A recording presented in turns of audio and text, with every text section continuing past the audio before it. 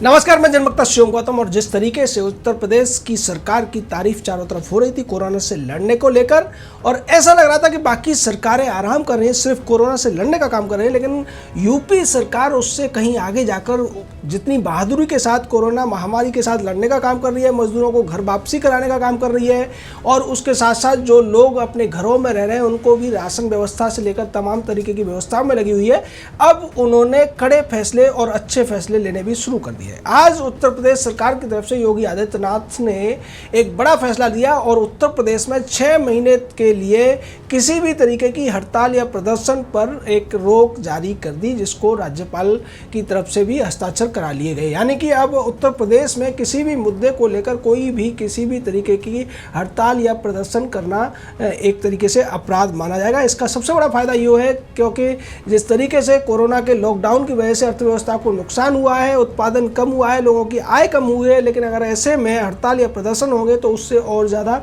नुकसान हो सकता है। इसीलिए ये एक दूरदर्शी कदम उत्तर प्रदेश सरकार ने उठाया। एक और बड़ा कदम योगी आदित्यनाथ ने लिया और वो कदम ये था युवाओं को रोजगार देने को लेकर। योगी आदित्यनाथ ने एक नई योजना पेश की है और उसके ऊपर काम भी शुरू हो गया है। इसके तहत अभी जो ग्रेजुएशन और पोस्ट ग्रेजुएशन में पढ़ने वाले स्टूडेंट्स हैं उनको 1 साल की स्टडी लीव दिलाकर उनको एक इंटर्नशिप कराई जाएगी और उसके बाद उन्हें नए रोजगार खोलने के लिए, स्टार्टअप खोलने के लिए सरकार की तरफ से मदद दी जाएगी। और इस स्टडी लीव के दौरान हर स्टूडेंट को 2500 रुपये प्रति माह के हिसाब से स्टाइपेंड भी देगी सरकार। तो सीधे तौर पर लॉकडाउन के बाद जो स्थितियां होने वाली है उसको लेकर भी उत्तर प्रदेश सरकार बड़े स्तर पर सोच रही है। और उसके साथ साथ एक और बड़े फैसले पर उत्तर प्रदेश सरकार पिछले कई दिनों से काम कर रही है। इसको लेकर तमाम मीटिंगें हो चुकी हैं, तमाम मीटिंगें चल रही हैं और इसको लेकर कई वेबिनार भी हो सकते हैं, कई वीडियो कॉन्फ्रेंसिंग हो चुकी है। और वो मुद्दा है चीन से आने वाली विदेशी कंपनियों को उत्तर प्रदेश में निवेश करने के लिए राजी करना या उन्हें एक तरीके से निमंत्रण देना। इस पर बड़ा काम चल रहा है और जर्मनी की एक बहुत बड़ी जूता कंपनी ने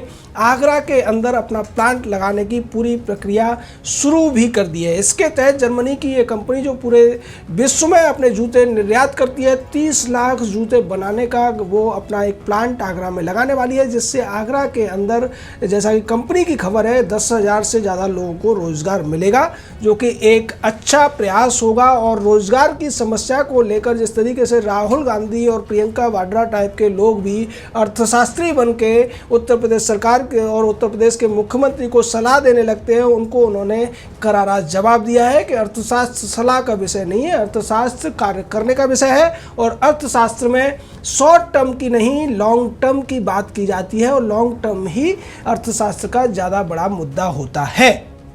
सीधे तौर पर इन कंपनियों को तमाम सुविधाएं देने की बात की जा रही है और बहुत सारी फैसिलिटीज़ के साथ साथ उत्तर प्रदेश के मुख्यमंत्री ये चाहते हैं कि जिस तरीके से स्टार्टअप का हब लखनऊ को बनाया जाए, बाकी जो कंपनियां हैं उनको उनकी ज़रूरतों के हिसाब से अलग अलग इलाकों में सहूलियतें देकर अपना प्लांट लगाने के लिए वो छूट देंगे। और उसका फ़ायदा ये होगा कि उत्तर प्रदेश में अगर ये चीन से आने वाली कंपनियाँ लग जाती हैं तो आज जो स्थिति देखने को मिल रही है कि उत्तर प्रदेश और बिहार के प्रवासी मजदूर अन्य प्रदेशों में किस तरीके से पीड़ित हैं, उनको लाने के लिए कितने प्रयास करने पड़ रहे हैं। और उसके साथ साथ वो लोग कई सड़कों पर भी निकले हुए हैं या साइकिलों से चल के आ रहे हैं, जैसा कि एक गुड़गांव से एक लड़की अपने पिता को लेकर गई थी। तो इस तरीके की स्थितियां आने वाले भविष्य में न बने, और इसी का जिक्र आज मायावती ने भी किया था। लेकिन मायावती ने आज जिक्र किया और उत्तर प्रदेश के मुख्यमंत्री इस पर बहुत पहले से काम कर चुके हैं। तो ये दिखाता है कि उत्तर प्रदेश की जो सरकार है कितनी ज़्यादा दूरदर्शी है और कितनी ज़्यादा लोगों के प्रति समर्पित है। हालांकि विपक्ष इन सारी बातों को हजम नहीं कर पाता है, विपक्ष की समझ में दूरदर्शी फैसले नहीं आते हैं और यही वजह है कि चाहे अखिलेश यादव हो या फिर राहुल गांधी या प्रियंका वाड्रा टाइप के लोग हों, ये इन चीज़ों को समझने की बजाय उल्टे सरकार को ही कटघरे में खड़ा करने की कोशिश करते रहे हैं। चीन को इस खबर से झटका भी लग रहा है क्योंकि चीन ये चाहता था कि चीन को छोड़कर जाने वाली कंपनियों को भारत अपने यहाँ न बुलाए और इसको लेकर चीन ने बयान भी जारी किया था। लेकिन चीन को एक और बड़ा झटका दिया है डोनाल्ड ट्रंप ने। डोनाल्ड ट्रंप की तरफ से आज एक बयान जारी किया गया। उस बयान से पहले उनकी सरकार ने चीन की 33 कंपनियों को अपने यहाँ ब्लैक लिस्ट कर दिया है। और इसकी वजह उन्होंने बताई है कि ये सारी की सारी जो कंपनियां हैं इनके काम ऐसे थे जो आपराधिक श्रेणी में आते थे और इनकी वजह से चीन ने जो बहुत बड़े खतरनाक हथियार बनाने का काम किया या दुनिया को खतरा पैदा करने वाले काम करने में इन चीनी कंपनियों ने चीन की सरकार को मदद की है। इसलिए हम इन कंपनियों को अपने यहाँ काम नहीं करने देंगे, इनको ब्लैक लिस्ट किया गया। उसके अलावा एक और बड़ा फैसला जो अमेरिका की सीनेट है वो करने जा रही है, वो फैसला अपनी जो प्रक्रिया में चल रहा है और ये फैसला है अमेरिका के शेयर बाजार में चीन की 800 कंपनियां लिस्टेड हैं और इन सभी कंपनियों को डी लिस्ट करने की कार्रवाई अब चाइना के खिलाफ अमेरिका में शुरू होती हुई दिखाई दे रही है। अगर ऐसा होता है तो सीधे तौर पर अमेरिका की इस कार्रवाई से चीन की जो अर्थव्यवस्था है वो पूरी तरह से टूट जाएगी। उसकी जो बड़ी बड़ी कंपनियां हैं उनको बहुत बड़ा धक्का लगेगा और चीन जो अब तक ये दिखाने की कोशिश कर रहा था कि कोरोना वायरस की वजह से उस पर बहुत बड़ा असर नहीं पड़ा है, उसके यहाँ ज़्यादा लोग नहीं मरे हैं, जबकि सच्चाई कुछ और है। और उसको लेकर भी डोनाल्ड ट्रंप ने एक बयान दिया। उन्होंने कहा कि चीन जो आंकड़े पेश करता है, जो खबरें दिखाता है कोरोना को लेकर, मैं उन्हें नहीं देखता क्योंकि ये सब झूठ होता है और हमें पता है कि चीन में इसका क्या असर पड़ा है। सीधे तौर पर इन कंपनियों को डीलिस्ट करने से बहुत बड़ा असर पड़ने जा रहा है और उसकी वजह यह है कि ये कंपनियां अमेरिका से भी पूंजी लेती हैं। शेयर बाजार में जब उनके शेयर बिकते हैं तो उनको पूंजी मिलती है और ये पूंजी का फ़ायदा वो पूरी दुनिया में उठाते हैं। लेकिन अगर धीरे धीरे इन कंपनियों को डीलिस्ट कर दिया गया तो चीन की अर्थव्यवस्था की कमर पूरी तरीके से टूट जाएगी। वैसी स्थिति में जब चीन के अंदर जिस तरीके की कार्रवाई पहले से चलती है, कम्युनिस्ट राज होने की वजह से हर व्यक्ति को वहाँ पर अनिवार्य रूप से काम करना पड़ता है, कोई भी व्यक्ति आराम से बैठ नहीं सकता है और कोई भी व्यक्ति राजनीतिक तौर पर कोई काम भी नहीं कर सकता है। जो कुछ होता है सरकार के इशारों पर होता है, सरकार के लिए होता है, सरकार के द्वारा होता है। हालांकि वहाँ प्राइवेट कंपनियाँ काम जरूर करती हैं लेकिन उनके जो रूल रेगुलेशन हैं वो चीन की सरकार यानी कि वामपंथी सरकार ही बनाती है। और अमेरिका के अंदर जो ये कंपनियां कारोबार कर रही हैं, अगर उनको डीलिस्ट किया जाएगा तो उनका सारा का सारा जो पूंजी है जो अमेरिकी लोगों ने भी उनके अंदर लगा रखी है वो अपनी पूंजी को वापस ले लेंगे, जो कि बहुत बड़ा झटका होगा। एक तरीके से उनको ज़मीन पर उतारने का काम होगा क्योंकि किसी भी कारोबार में किसी भी बड़ी बड़ी कंपनी के लिए सबसे बड़ी चीज़ जो होती है वो होती है पूंजी, और अगर पूंजी नहीं मिलेगी तो निश्चित तौर पर वो कंपनी काम नहीं कर पाएगी। और इसमें बायडू जैसी बड़ी बड़ी कंपनियां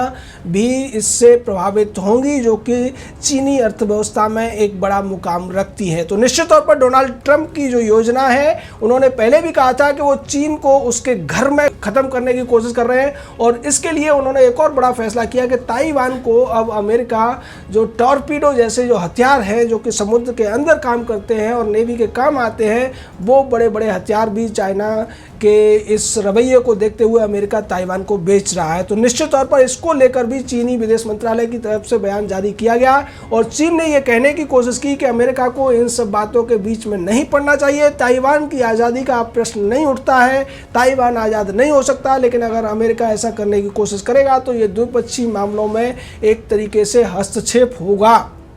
दूसरी तरफ अमेरिका जब से ट्रेड डील हुई है और जब से जो ट्रेड बार था उसको ख़त्म करने की एक तरीके से घोषणा हुई थी, उसके बाद अब अमेरिका को लगता है कि चीन को अगर कंट्रोल में करना है तो एक तरफ उसके अर्थव्यवस्था पर चोट करनी पड़ेगी और दूसरी तरफ इसको इसके घर में ही एक तरीके से ध्वस्त करना पड़ेगा। क्योंकि जिस तरीके से अमेरिका को इस पूरी की पूरी कोरोना महामारी से नुकसान उठाना पड़ा है, अमेरिका में 15 लाख से ज़्यादा लोग बीमार हुए और करीब करीब अब ये जो मरने वालों की संख्या है अमेरिका में 1 लाख तक पहुंचती हुई नजर आ रही है। अभी तक 96,000 लोग अमेरिका में कोरोना वायरस की वजह से अपनी जान गंवा चुके हैं। और अमेरिका एक ऐसा देश है कि अगर वहां पर समुद्री पक्षी भी मर जाते हैं तो वो कंपनियों के ऊपर बहुत बड़ी कार्रवाई करते हैं और हर जान का बदला वो लेकर रहते हैं। और यहाँ तो अमेरिका के 96,000 लोगों की जान जा चुकी है। तो चीन अगर इस मुगालते में है कि अमेरिका इस बार मान जाएगा और कोई भी कार्रवाई नहीं होगी तो चीन को को उससे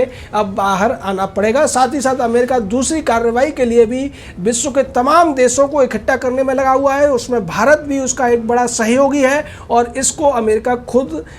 खुलकर कह चुका है। अमेरिका की जो राजनयिक हैं वो स्पष्ट तौर पर कह चुके हैं कि भारत के साथ हम इस पूरे मामले में खड़े हुए हैं। जिस तरीके से WHO के खिलाफ भी जब अमेरिका ने बात की तो भारत ने भी उसका साथ दिया था और तमाम जो देश हैं आज कोरोना की वजह से अपने नागरिकों की मौत का सामना कर रहे हैं, वो भी धीरे धीरे करके अमेरिका के पक्ष में आते हुए दिखाई दे रहे हैं। हालांकि रूस इस मामले में अभी अमेरिका के साथ नहीं है, लेकिन रूस अगर चाइना का खुलकर साथ देगा ऐसा भी स्पष्ट तौर पर नहीं कहा जा सकता है। तो पूरी तरीके से ड्रैगन अब फंदे में फंसता हुआ नजर आ रहा है और इसको फंसाने के लिए अमेरिका और भारत की जो जुगलबंदी है वो बहुत ज़्यादा कारगर साबित होने वाली है। जय हिंद, जय भारत।